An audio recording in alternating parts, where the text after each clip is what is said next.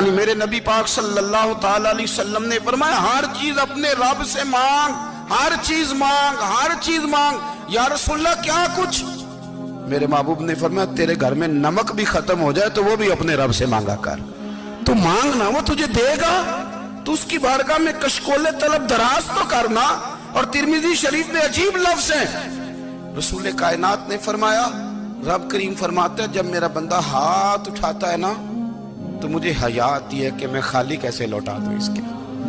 اتنے بڑے بادشاہ کی بارگاہ میں او بھائی، لوگوں سے عزتیں تلاش کرتے ہو تو وہ کیا تمہیں عزت دیں گے؟ وہ تو کل اچھا کہتے ہیں پرسوں برا کہنے لگ جاتے ہیں۔ لوگوں کے سامنے گڈ بک میں آنا چاہو گے تو وہ تو سویرے تمہارے بارے میں کچھ کہیں گے، شام کچھ اور کہیں گے۔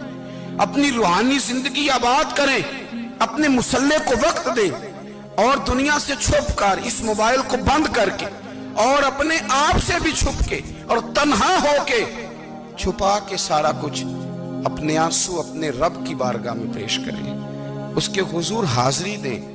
سنو نا ترمذی کی حدیث، اور اسے یاد رکھنا، نبی پاک علیہ السلام نے فرمایا اپنے دکھ لوگوں کے سامنے نہ بیان کرنا، سیٹھوں نوابوں کو نہ بتاتے پھرنا، دنیا داروں کے سامنے جا کے نہ رونا کہ میں تکلیف میں ہوں۔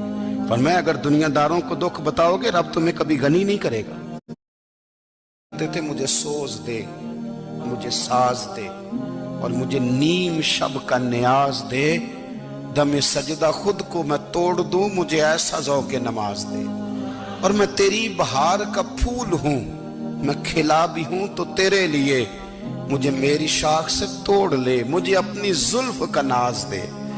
بھائی فرماتے ہیں کہ عصر تک میں نے نفل پڑھے، دل ڈھلنے لگا، عصر کی نماز پڑھی اور میں وہاں سے چلا۔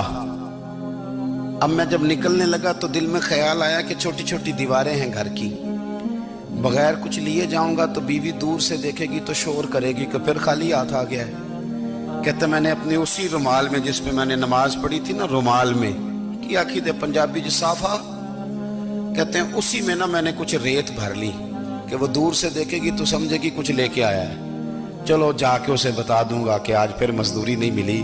کہتے ہیں وہ ریت لے کر جب میں گھر میں گیا تو پہلے بیوی دروازے پہ کھڑی ہوتی تھی، پوچھتی تھی خالی ہاتھ آ گئے ہو؟ آج میں نے دیکھا تو ہے ہی کوئی نہیں۔ فرماتے ہیں میں اندر داخل ہوا، سلام لیے، کونے میں میں نے وہ رومال رکھ دیا اور میں نے آواز دی کہ بھلی مانس کہاں ہو؟ تو وہ کہنے لگی آپ منہ ہاتھ دھو لیں، میں روٹی لے کے آئی۔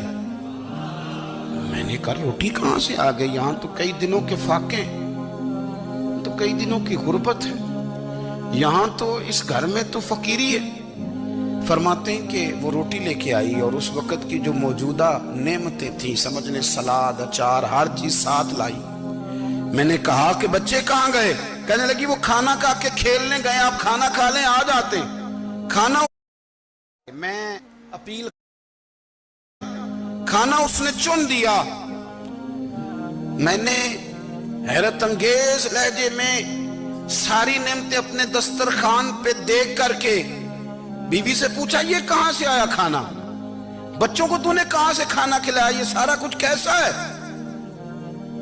کہنے لگی پتہ نہیں آج آپ کس کریم کی مزدوری کرنے چلے گئے تھے، پتہ نہیں کس کریم کی، میرے گھر میں تو اتنی نعمتیں آئی ہیں کہ مجھ سے سنبھالی نہیں جا رہی، اتنا اناج ہے، اتنا گندم ہے، کس کریم کے دروازے آج چلے گئے تھے؟ یہ کہتے کہتے وہ اٹھی اور اٹھ کر کے کہنے لگی پہلے بڑا کچھ آیا تھا، اب کیا لے آئے ہو؟ اور جا کر کے نا اس نے وہ ریت والا رومال کھولا، کہنے لگے میں تو لے کے آیا تھا ریت، تو میرے رب نے اسے بھی سونے اور ہیرے بنا دیا تھا۔